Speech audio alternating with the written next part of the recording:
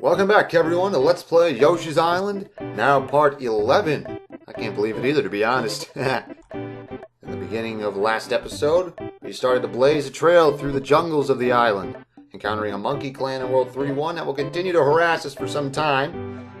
And we ran into a Shy Guy settlement in the cliffs of World 3-2.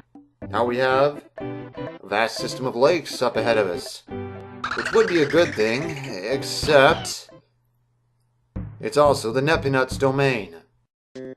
And as you can see, these monkeys are already harassing us. Onward, I'm not exactly sure where those vines are coming down from. We're down to the water's surface, and sure enough, there's our first Nep-Enut, all big and ugly and vaguely nightmarish as before. This wing cloud here has a flower within, but you actually don't want to hit that one with an egg, because eggs are in... Well, that wing cloud is deciding to be a pain, apparently. Eggs are in somewhat short supply in this stretch of the level, so you want to conserve them through whatever means possible. So pop the cloud, stun the Nep-Enut, grab the flower, and move before he can come back up. Have another monkey here. I probably shouldn't have made an egg out of him. I probably should have used him to pop this cloud and then ate him. More stars here, and as you can see, he's here. And this guy is clearly a different one, unless the first one can teleport. Let's stun this one as always. Duck down for that red coin. Go up high for this one and keep moving. Come here, you. To be honest, I'm not exactly sure how those monkeys are surviving around here. I mean, running around like idiots amidst all these lake monsters. How haven't they been eaten by now? These three posts have nothing in them. Bit of a psych out, if you ask me. All the time those developers were... Uh-oh. Let's double back and... Ah, crap.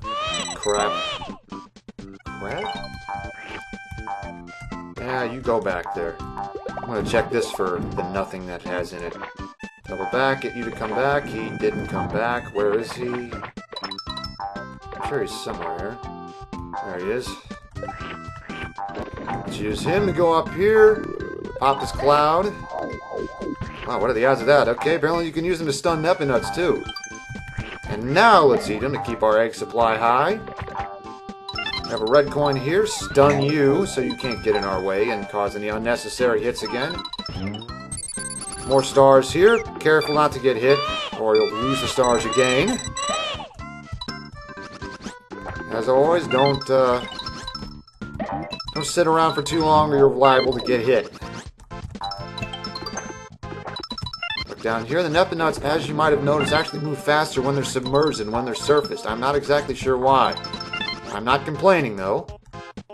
This monkey here drops cacti for a quick ammo refill if you're patient enough. More stars here. Let's grab this one. Since we're not the patient types, let's eat him, too. These 5 posts. See? See what almost happened? He almost started playing Keep Away with Baby Mario with this thing right here. Good thing that didn't happen, right? He says tempting fate, meaning this is going to inevitably happen with the next monkey we run across. Stun you, and yes, those posts over there also had nothing in them. Makes you wonder if the dev team wasn't trying to psych people out after all the times they had red coins hidden in posts after... I just can't talk right today. After all those times they had red coins hidden within posts in World 2. There! Let's take this middle ring and head on. Over here, let's get rid of a few of our eggs first, because, aside from showing out that there's inexplicably a wall there, check out these guys. That's called a Huffing Poppin, believe it or not. Bad puns aside, if you can stun the big one, you can take the babies. Don't worry, sir, ma'am, whatever you are, we'll put them to good use. You see, because not only do they function as eggs, they're actually... Ow! Damn frame 1 missile. Come here. Shut up. Shut up. You're laughing right now, aren't you? So as I was trying to say before I got so rudely interrupted, let's see here. Here. Huffing Poppins are actually more useful than eggs because they function like... Well, that didn't work out. Because, when aimed right, they function like boomerangs, taking out any enemies in your path and then coming right back to you. Moving on here, check out this guy. Aww. Let's see if we can get him to come back. No matter, we'll show him in a little bit. Stupid monkey. Pop this wing cloud. Come here. Creating a staircase leading over. Uh-oh. Looks like we'll have to find some way to give us access to that helicopter again. Over to the left here, some shy guys for our consuming needs. A narrow path off to the left that it just so happens to be helicopter-sized. So surely there must be a way to reset this area, right? Let's head down here. Only one of these coins is red. Pop this wing cloud for, sure enough, a door that violates the laws of physics. And here we have 3 spear guys. Take them all out, and a flower for us. And more importantly, a way back that was admittedly always there to begin with. But now everything is reset, the helicopter bubble is available to us, and more importantly... Come on. More importantly... Stretch is back! This rather unique shy guy, named for obvious reasons, can actually help more than he hurts. Every time you jump on him, he spits 4 seeds in the direction he's facing. You can use them to take out enemies, and you can't even kill him through normal means either. You have to either eat him or hit him with an egg or pow him.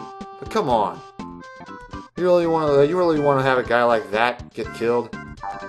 He already gets made fun of all the time, I bet. Let's leave him be.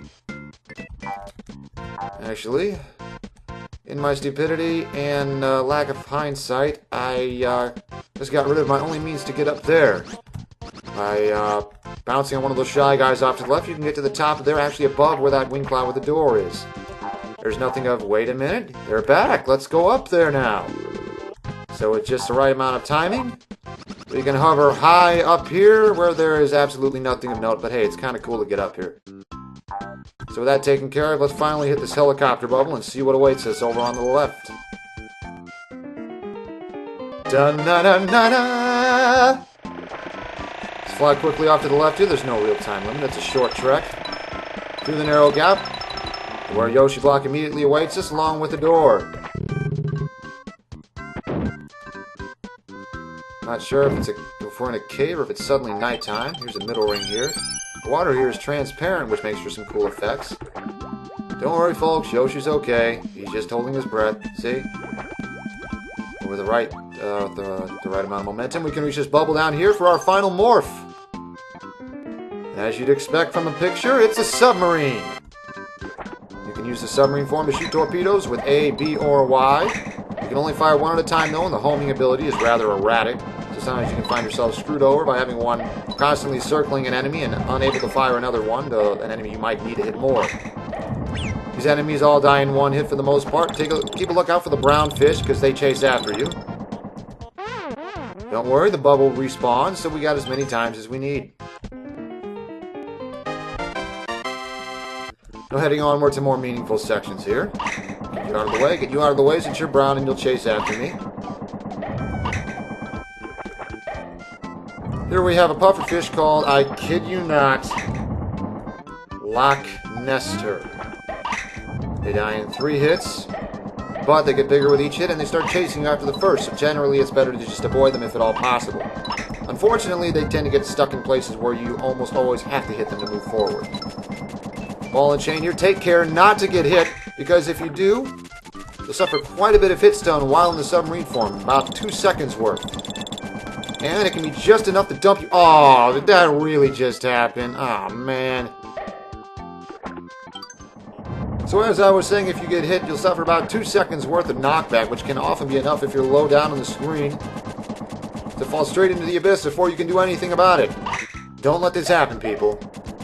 You know, there's been so much to talk about in the submarine segment, including that respawning fish right there, that I haven't even mentioned. See how the missiles can screw you over? That I haven't even mentioned the return of those boo guys with the missiles a little earlier ago. And now we're already at the end of this segment, and that 1 red coin was in fact all we had to collect here. It's a little misleading. You'd think there'd be 2 or 3 or something, but no, it's just that 1. Gotta admit though, this area has a pretty cool looking tile set. Finally on the right side here, and oh god. Okay, see that frog here? You see that smug little grin he has? Don't get too close, because he'll just because he has a tongue too. You can catch Baby Mario with it and run off. Use the puffin to grab the fly guy here. Ah, crud! There was a second one. Take this middle ring and pop the frog before you can do any damage. Here we have Cheep Cheeps. Apparently, they just taste too good to make eggs out of. So taken care of here. Ow! Oh, I botched that. So here we have what's called a Claw Daddy, also known as, oh god, them! They can chase after you with blinding speed and pull out a claw and swing it around, which will often hit you if you're anywhere near them. Worse yet, if I can get this angle correctly, I can show that they take 3 hits to kill, which can often run you low on eggs. Although if you have one of those Huffing Poppins with you still, you can actually one-shot them. And grab stars from this winged cloud while you're at it too. Ow! This is just not my night, I suppose. Even though it's daytime again, apparently. Let's get more eggs. Let's not get rid of that Huffing Puffin, though. Look out! The worst part about these frogs is you can't even kill them by jumping on them or pelting them with eggs. You have to eat them or they'll respawn. This winged cloud has... Ooh, well, that's a bit of a spoiler. We'll learn more about that little mechanic later in this world. Here's a flower here. Some platforms you have to be smart with to get to traverse. Way up at the top of this mound is naturally a way downward. Just a little wall for us to go over. Go figure. Alright, this could be tricky. Since I only have 2 regular eggs, I'm going to have to aim this puffin just right. Got it! But I lost him. Aww. Oh wait, no, he's still here! Alright. Glad to know you still don't think I'm that abusive. Heading back upward. You have another path. Keep mind of the shy guy here. Gotcha. Let's walk down these stairs all casual-like and go through this door.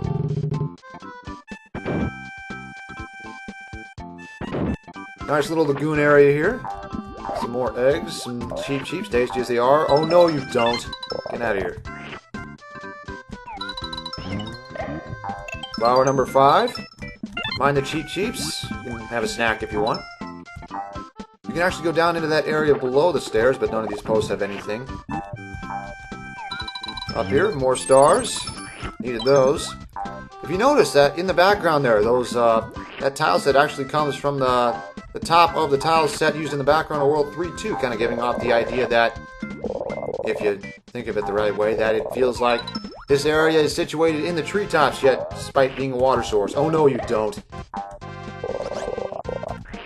See ya. Although, in actuality, it's probably more likely that that's just supposed to serve as some low-lying brush in this case. But still, the idea that we're sitting in this water source, sitting amongst the trees, is actually kind of cool. Pounding this post all the way down will open us up to some... I see you there, monkey. Don't try anything. The last red coin is, and you see that whirly guy here. Well, if you just so happen to have a green melon item, which I thought ahead and got, of course, you can peg away at them really easily. Come on. Getting both 1-ups in a snap. These melons you get via items actually have 90 shots instead of the regular 30. Caught myself there. But anyway, here's the goal ring, and we have a perfect score, so I see no reason not to jump through. The Huffing Puffin has to leave you at the end of the level. They're a little like the Boatman from Pikmin 2 in that regard. There we go! A bonus, finally!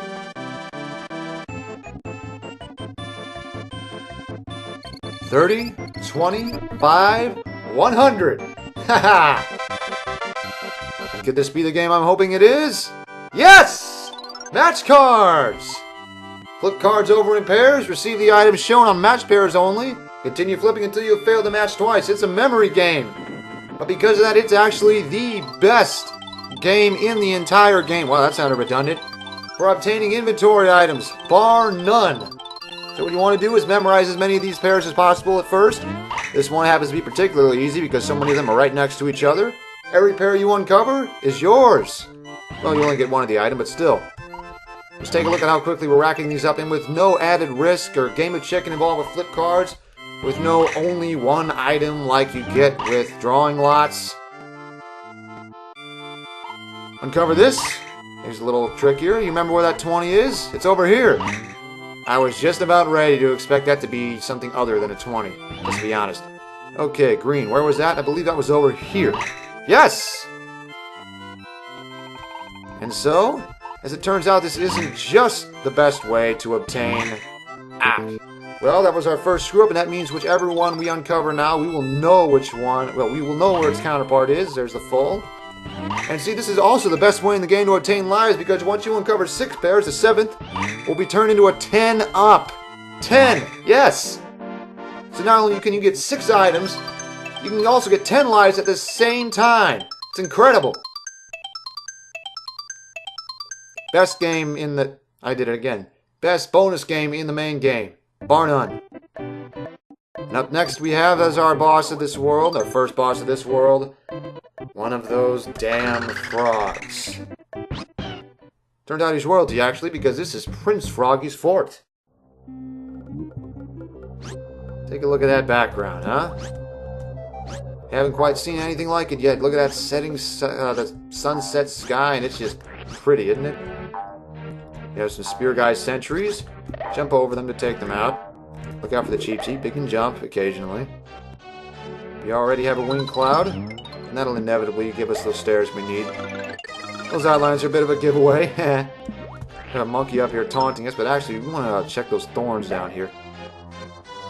Maybe you should look before you leap, Cheap Cheap. Because unveiling enough of them reveals a wing cloud, which itself contains one of those physics-defying doors. And we have a little bonus area beneath the moat with another submarine. Orange looks good on you, submarine. Well, technically that's still Yoshi, but regardless, we have a ball and chain here, a double one. All we have to do is spin around once to grab 2 red coins. This area is actually much simpler than the submarine section in 3-3. No enemies to worry about. As long as you know how to negotiate that ball and chain, it's very easy. And with more than enough time, we're done here. A little farther back from the entrance, but not that I mind. It's not very far of a trek. If I can jump correctly, that is. Let's wait for him to turn around. That was close. Ow! That was too close. Let's eat him. Pop the cloud, get our 6th egg back. This time the thorns can go do whatever they want with themselves. A little snack for the road. Real quick, a fake flower. Let's let this monkey come over here, because if we jump just right, we can actually get up here, where we'll find a hidden wing cloud with a 1-up. Nothing over here, though. I actually didn't know this existed until a short time ago. Seriously. Every time you play this game, you learn something new. Over to the main hall of the castle. Turns out, not only is there water everywhere still, it's open air, which is actually really nice because we haven't had a castle like that before. It's very unique. Nice to see that even in the 1990s. Some of these games still wanted to keep things as interesting as possible aesthetically. Here we have a side room. Some eggs to the left here and a monkey. That's going to give us 1 more egg than we... Oh, no, you don't. Had nowhere to run. Cheap Cheeps here. Mind them. Pair of red coins here. Through the door. Bit of a challenge. This red shaded room has a couple more of these clawdaddies. See, I could use 6 eggs to get rid of them here. Why do that when I can just turn them into winged clouds? And here's a flower waiting for us. A coin here, a coin here. That's what most of those enemies turn winged clouds usually have. Heading off to the right, we have another winged cloud, a monkey raining missiles down. You are getting to be a pain. You and your kind. You got that? You can see another room off to the right here with another one of those missile monkeys. Up top is the way back. There's that guy that I ate before. I don't know how he tasted the second time. I'll ask Yoshi later. So the little side area gave us 5 stars, 2 red coins, and a flower. To the right here we have a ball and chain and a rather tricky section with some dirt and... Oh, good. Our old friend the sprayfish. To this narrow area. Get out before the ball and chain hits us. Grab these red coins. And the best way to negotiate these sprayfish is to scroll them off the screen. Give yourself an opening, and then run like hell before the sprayfish can start spraying you. What? Ah! That's what I get for being cocky, right? So over here we have another flower, another spray fish. Move real fast. If you need to, you can use eggs to get these two red coins and a regular one disguised as a red one. And here we have another side room. More eggs here. No monkey coming down from above. Here's one of those question mark buckets we haven't seen since 1.4. This one behaves a little differently. It falls, and we can actually use it to go across the water here. As you can see, there's a red coin and a couple more up ahead. Those will be very hard to get if you don't have any riding the bucket over. You actually can't get to that passage beyond unless you're riding the bucket. Up and over. Got you. Choose you to open the cloud and then eat you. Got a one up there. Grab another monkey and a melon that we're not going to need. The side passage only had 3 red coins in it, but those are still crucial if you want a perfect score. Further on, we have a Ferris wheel waiting for us that we're actually going to have to guide quite a ways. It's like a paddle wheel in a way. And here's the Shy Guys with the missiles again, already being used for a different challenge entirely, as now we have to guide this Ferris wheel across the way without getting missiled. As always, keep an eye out for what side the missiles are coming from so you don't get blindsided.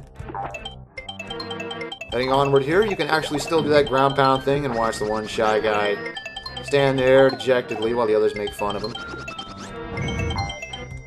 Over here we have a segment with a couple wind clouds and a pair of eggs right next to them, which is actually a very nice gesture considering we're basically in no man's land right now. A flower and some stars. Heading onward, more of these guys. Okay, try not to accidentally jump up there. You have to backtrack just a little bit. Whoa! Careful. And if you're smart with the ground pounds, you notice they start. They'll stay stunned for quite a while, and there's a bit of a lag before they start going again. So if you time your ground pounds just right, you can actually stun lock them. Makes going through this section a lot easier. See you guys. Have fun with those missiles dropping on no one. And then we have a middle ring. And a door that beckons us onward. And now we have a bigger red room. Well, actually, it's not quite red. It's just that dark layer creating the darkness effect. Thanks, Department of Redundancy Department. Just takes the pink and green and makes them look red and very dark green. Here we have a Claw Daddy, but we don't actually have to deal with him if we just vault over him. Ha! The red coins, as before, aren't affected by the darkness. Remember that from 1.6? And there's number 20 already. This Claw Daddy, we actually have to lead onward or, kill him. Haha. Those of you who've been paying attention to news on Yoshi's Woolly World might notice that those Claw Daddies are actually back in that game, and with the design that makes them look based off of purses, little coin purses. Yeah, it's kind of a cool little thing, isn't it? Sudden awkwardness aside, we have a real challenging stretch up ahead now. We'll have to hit these wind clouds to create pathways for us over those insta-death spikes. And here we actually have the first case of a lemon drop outside its counterpart's boss fight. Only took him 3 castles, right? Hit this next wind cloud. These lemon drops, as you could probably guess, are a means to refill your eggs, but in a way that's a little more challenging than just an egg block. You can use an errant lemon drop or an egg if you bounce it correctly to grab that flower, but do so before you pop the cloud just in front of it or you won't be able to get it. Then we have a wind cloud with some poor aim and a little secret that I didn't want to reveal just yet. We have some stars here, and in that second thorn from the far left, there is actually a hidden wind cloud that you'd never think to look for, and there's a 1-up inside. Seriously. How would you think it was there unless you stumbled across it by accident or knew ahead of time, of course? So we have more lemon drops as you ride this wheel across the thorns. Rule of thumb, don't get hit. The knockback will invariably send you into the thorns. That was a little too close. But here we have a door, and I still have my dignity intact. The final middle ring. Ascent to the boss. We have another one of these frogs. Take no chances with him. Another one. Take fewer chances with him. That was a mistake. We have a fake flower and the boss door. On guard, Prince Froggy. And this certainly doesn't seem like a boss room. Great job, Yoshi! Now, you'll be Froggy's lunch! In comes the magic and... Wait a minute. Wait a minute, this isn't how this works. Something isn't right here! Oh, crap. Not the boss fight you were expecting, huh? This little stomach area is actually pretty impressive for the Super Nintendo. You're stuck in around here, dodging stomach acid while Froggy feeds some more Shy Guys. Your object is to hit the uvula hanging up top here. I'm not sure why it's sitting in the top of his stomach instead of the back of his throat, but man, am I glad it is. You'll keep eating Shy Guys that serve as your ammo here. You can aim straight up, but you'll actually deal more damage hitting the uvula from the side. Although the best of both worlds is, in fact, to bounce him off the wall. As you'll notice here, the stomach acid actually doesn't come down from straight above, so you're actually completely safe as long as you're very careful with your controls. And that's it! Alright, buddy, throw us up. Wait a minute. Wait a minute, that's not right! Ugh. That is more of a frog than I ever want to see again.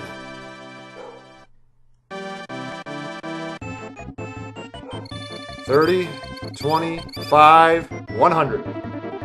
And am I glad that's over with.